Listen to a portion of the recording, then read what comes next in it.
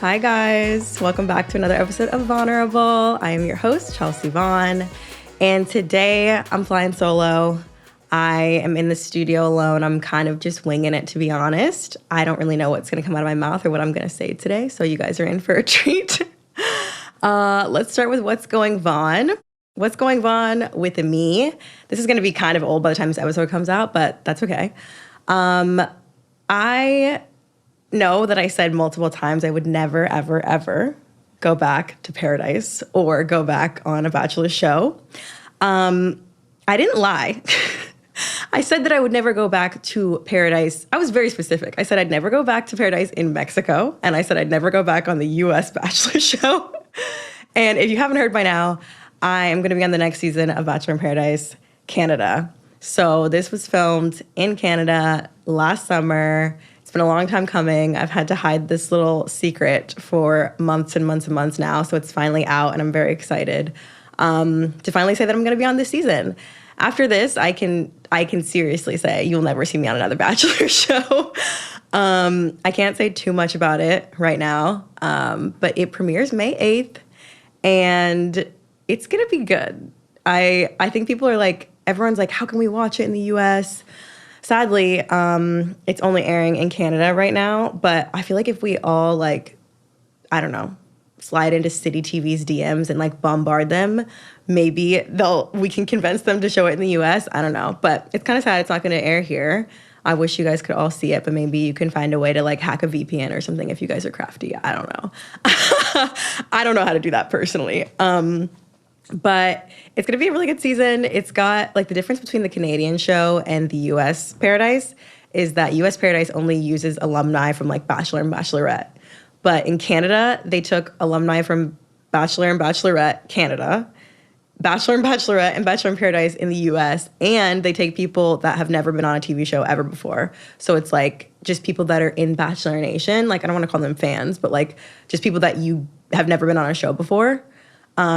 So it's an interesting mix. It's almost kind of like Love Island in that way, where you get people that are just new and you don't know. And then that's kind of another reason why I decided to go, because I was I already know that I don't really want to date anyone else in the Bachelor franchise. I've been there, done that, slid into everyone's DMs that I thought was hot already.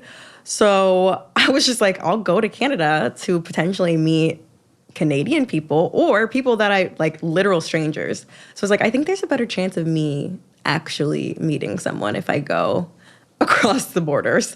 But yeah, that's pretty much all I can say for now. But I am excited, and I'm excited for you guys to see it. All my Canadian listeners, you guys can at least watch it. Please tag me and post and do all the things whenever you see me on your TV screen again. I'm excited for that. I think I kind of just want to go into some of my unpopular opinions. I saw this TikToker recently, and she was getting roasted in the comments because she posted this video about her unpopular opinions about her long-term relationship and things that she thinks are okay in a long-term relationship. And honestly, nothing that she said was crazy. She was just I don't care if my partner goes to the strip club. I don't care if my partner doesn't text me while he's out with his boys. And I don't care if he likes other girls' pictures. And it was just coming from a very secure, we've been in a relationship for 5 to 7 years vibe. And everyone in the comments was are you sure you even like your boyfriend? What's wrong with you? The comments were so toxic. But anyway, it made me want to talk about any unpopular opinions that I have. So my first one is rap music kind of sucks. I know this must be shocking for you guys to hear. I'm sure everyone thinks that all Black people like rap music. I do not like rap music, and I'm from Atlanta. I don't care for it. It does absolutely nothing for me, and I really tried. And I feel this comes up every time I date a guy. We just don't like the same music, because maybe it's the guys I'm dating that are they like basic rap music. It's oh, who's your favorite artist? Oh, Drake, or who am I forgetting? The one that everyone says is the greatest rapper alive. Help me out, Will. No. I'm thinking. Kendrick? Yes, thank you. Kendrick Lamar or Kanye. I don't fucking know. Whatever. I think it's also because it's a very male-dominated industry, like, I could kind of get behind female rap. I don't care for male artists. Like, call me sexist if you want. I don't think their music's as good. I don't relate to it as much. I personally don't give a fuck. I don't like rap. You're not gonna change my mind. I don't enjoy it. Whenever we get in a car and like a guy puts it on, I'm like, I'm not gonna pretend like I like this. I like girly music. I like music with really great lyrics that tell stories, that talks about heartbreak, that I can relate to, that I can sing along with in the shower, that has a good melody. Like, I think it also depends on how you feel about music in general. Like, are you a lyrics person or are you like a beat and melody kind of person? Because some people literally care, like, will be like, oh, this is my favorite song, and don't know the words. Like, don't care about the lyrics, only care about what it sounds like. And then other people are like, the reason I like songs and the reason I like music so much is because of the lyrics. Like, if something's one of my favorite songs, it's because of what it says. So I just think it's so interesting with music that way. But anyway, my original point was I personally hate rap, and I don't think I'm ever going to like it. Moving on. Moving on to nails. Now, the girlies are going to come for my neck for this one. I think nails and like the time and effort that women spend doing their nails, the money spent on doing nails is like one of the most ridiculous, crazy industries in the world to me. Like, this is what my nails look like if you're watching on YouTube. They're bare. I don't care. Like, I would rather spend money on anything else under the sun than sit in a nail salon, unable to use my hands for like, people sit in there for hours. Like, people go to the nail salon for like 3 hours and they'll be like, oh yeah, this time it was $250 because I got a dip in acrylics and this and gel and then I got a design. I'm like, are you guys okay? Like, why are you doing this? I truly don't understand. I get that they're pretty. I like pretty things. I like looking good. The nails thing, I don't get it. I can't support it. And it blows my mind that I'm in the minority here because everybody that I know, like all of my friends, everybody loves nails. They love getting them done.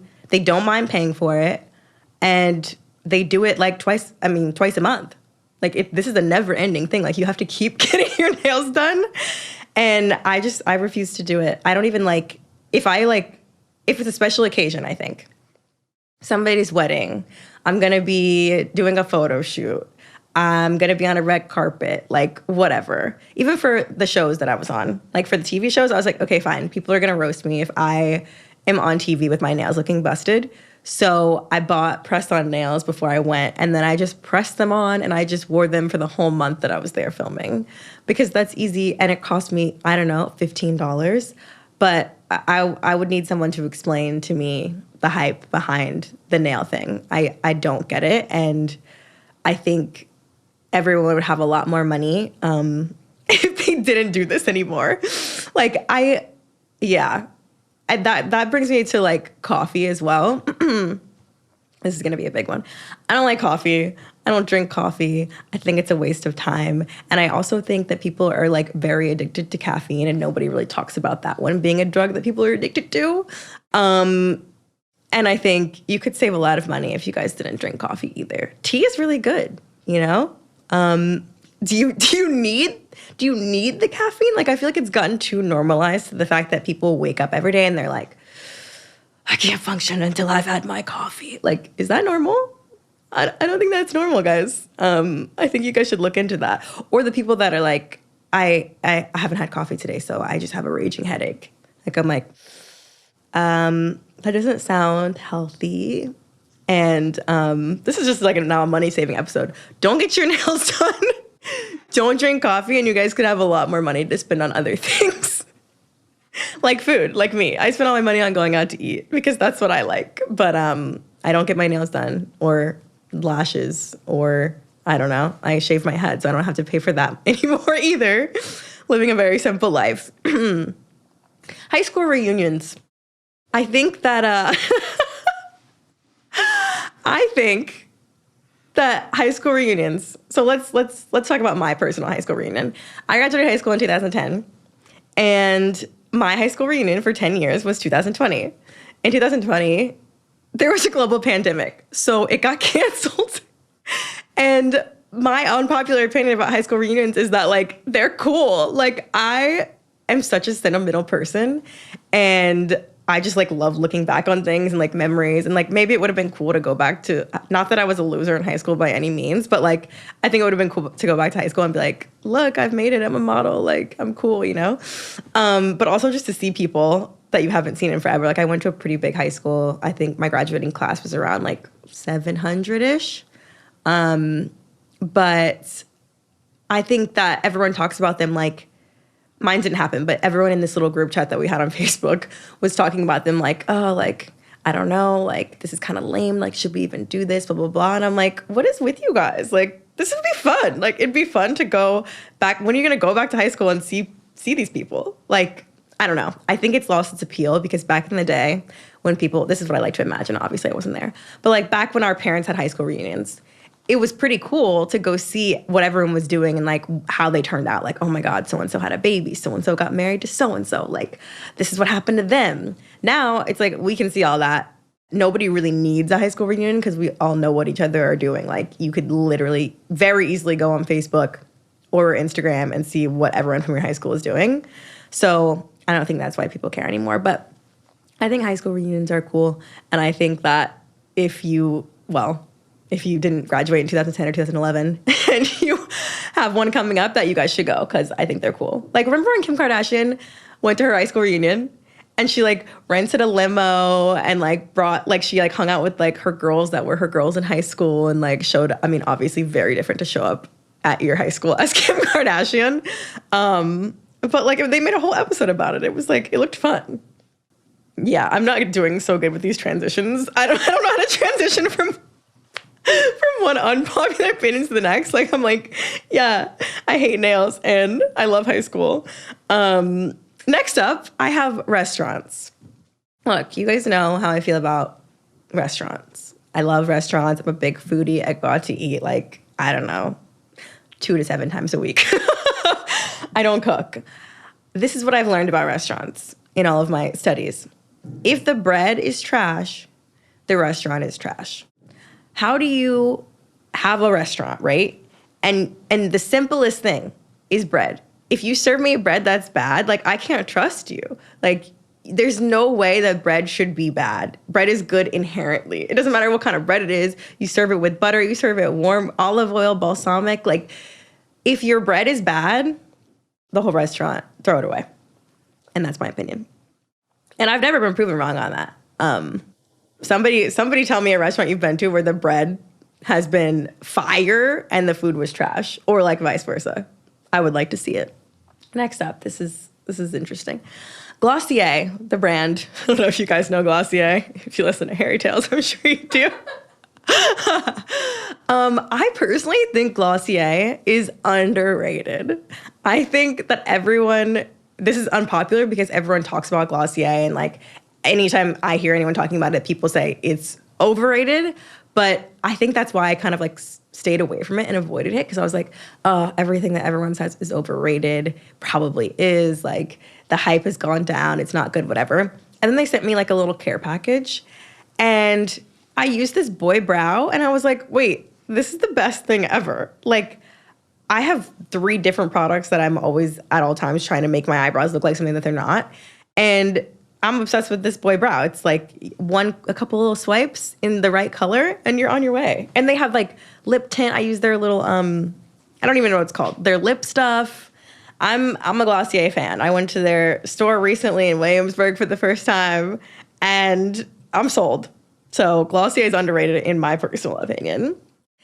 And last but not least, for my unpopular opinions today, Blake Lively is boring and I don't like her. I have never met the woman personally. And she is a Virgo. And you guys know I ride hard for my Virgos. I usually love them. But there must be something else in her chart that I just, like, don't care for. I don't understand the hype around Blake Lively. I don't think she's that pretty. Like, I think she's just okay. And blonde. I think you could get away with, sorry to the blondes out there, but, like, I think you can get away with just being, like, average looking and blonde, and then people think you're hot just because you're blonde. And I think Blake Lively's one of those people. And I don't know if it's the roles that she plays specifically, but like, I guess I can't judge her on her, like, the girl she's pretending to be. Like, let's just take Gossip Girl Serena Vanderwoodson, for example. But like, I just personally find her annoying. And I don't really think she has a personality.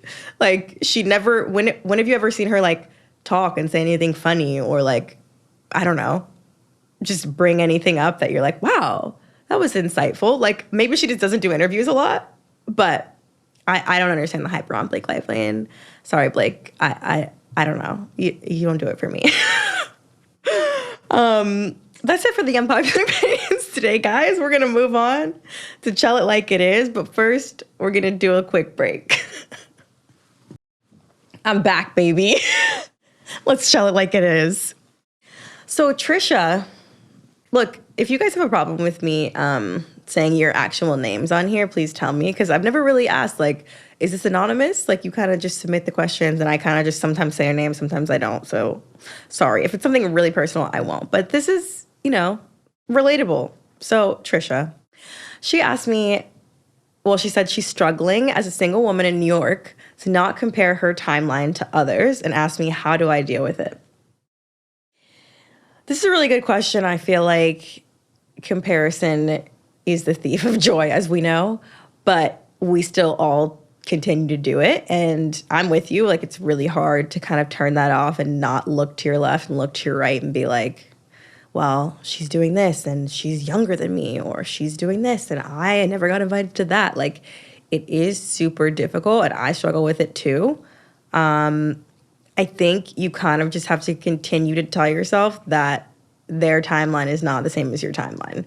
We're all different people on different paths going to different places. Like, it's not comparing apples to apples. Like, you really are looking at somebody else's life and you have no idea what's coming and what's about to come in yours. And it's just, I don't know. I think you just have to look at it as it's not fair to yourself to compare to other people. And as much as it might look similar, like, okay, she's 30, I'm 30. We both moved here 7 years ago. We're both in the same industry. Like, it doesn't matter. We're not the same people. We don't have the same goals. We don't have the same plan. And I don't know. It's just doing yourself, I think, a disservice to continue to compare, because it's only going to breed negative thoughts. You're only going to tear yourself down when you look at somebody else and think, oh my God, they're doing this. I should be doing this. And also, we don't actually know what's going on in anybody else's life. Like, unless it's, okay, your closest friend in the world and they tell you absolutely everything. But even then, we really don't know what everyone else is actually doing. So you're sitting here comparing yourself to this girl named Chelsea Vaughn on Instagram, and you actually have no idea what's going on with me. Like, you only know a version of me that I present to you on the internet, and that's the same with everybody else. We all present the best version of ourselves, and we all put out our highlight reel on social media. So if you're comparing yourself to people on social media, that's just comparing yourself to something that doesn't exist. Like, it's fake. So think about all of that next time you go to compare yourself. And the only thing I think could be healthy is comparing yourself to your old self. So think about goals that you used to have and that you've already accomplished. Or think about how the version of you 10 years ago would have been fucking excited as hell to be at exactly where you're at right now. And then that, I think, will make you feel better. Because whenever I do that, I'm like, damn, I could get down on myself and be like, wow, my podcast doesn't have enough listens. My Instagram is decreasing in followers. I'm not as relevant as I was before. Like, whatever. A list could go on and on.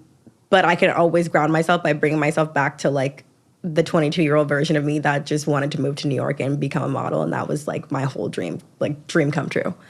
So just do that. Look at your younger self. I don't know if you guys saw that, like, little clip of Kendall Jenner talking about how she, like, put a picture of herself on her mirror, like, when she was, like, I don't know. It was like a 12-year-old picture of herself. And like every day she goes in the mirror, instead of saying negative things to herself, she just looks at the picture and she's like, okay, I would be saying that to her, so I'm not going to do that. So you could do that too. But you got this, girl. You're good. Next, somebody asked me what my deal breakers are with dating. I think, and I said this on my story, I think that as I get older and as I date more guys, I feel like more deal breakers come up. Like I feel like the list continues to grow. And I think a lot of times people say or assume like, oh, as you get older as a woman, like you have to lower your standards because there's less guys out there and you're not as desirable because you're getting older and the dating pool is getting smaller, like all that bullshit. I think the more I date and the more like experienced I get, it's almost like I don't know. It's like you're learning more as you go along. So I keep like refining my search results. So I feel like, I think like just the basic deal breakers are like disrespect, dishonesty. Like I could give you some shallow ones too, and sure I will for fun, I guess.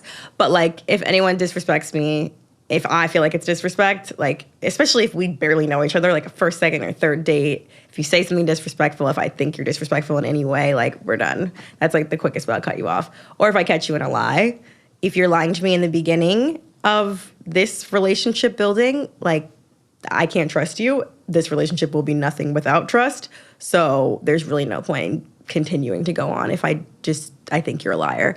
And I think that for me, I see red flags in the beginning, and in the past, I've chosen to ignore a lot of them. And I think a lot of us do this, but it's like, it'll be things like for example, I dated this one guy and he straight up blatantly lied to me about something. And it wasn't like something silly, like it was kind of serious.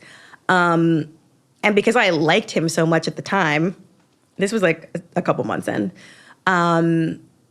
I was like, okay, well, I've been too harsh in the past. Like, I never give anyone second chances. Like, I'm so quick to cut people off. Like, I should give him another chance. I didn't trust him, and I thought he was a liar. So, like, there was really no going anywhere from there. And I knew that about myself, and I knew that, like I'll talk myself out of things that I think are deal breakers because I'm like, oh, I'm being too picky, and I'm cutting people off too quick, and when in reality, like, this is something I'm working on. I need to actually just accept that how I feel about things and not judge the actual thoughts. Because I'll, like, judge the shit out of myself. Like, I will literally be like, well, you can't think that because that's not right, and then you're being a judgy bitch. Like, no.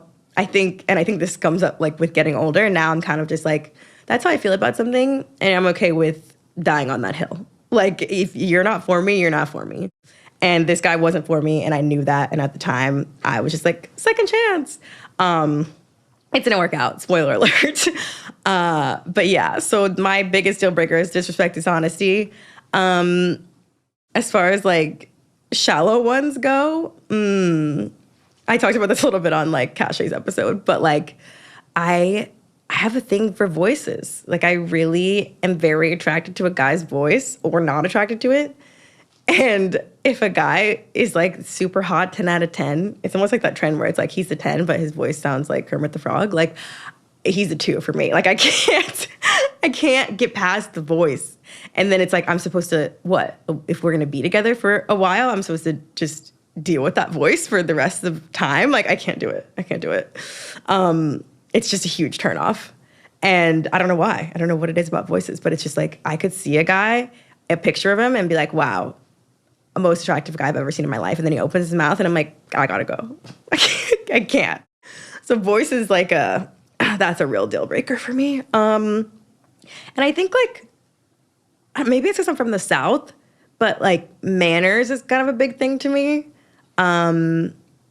Like just basic table manners, and just like manners in general.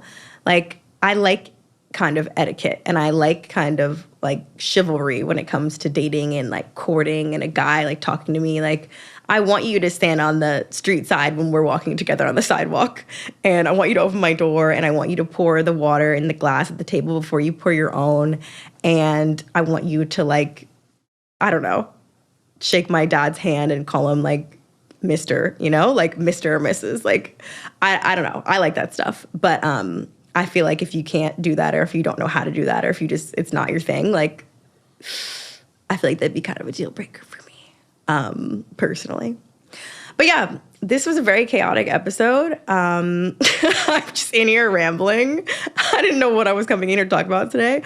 But let me know if you guys liked it. We are at Vulnerable Pod on YouTube. I'm almost at 100 subscribers. I didn't think it would be this hard to get 100 subscribers on YouTube. But YouTube is like a different animal. I don't know. I've never had a YouTube channel before. But I've been making shorts. The full episodes are on there. You guys want to put it on your TV, turn it on, watch it like a TV show. I swear it's entertaining that way. And obviously follow me on Instagram at Chelsea Vaughn if you don't already. And I think that's it, guys. Keep leaving reviews, please. 5 stars. And keep listening. We will see you guys next week. I'll talk to you next week.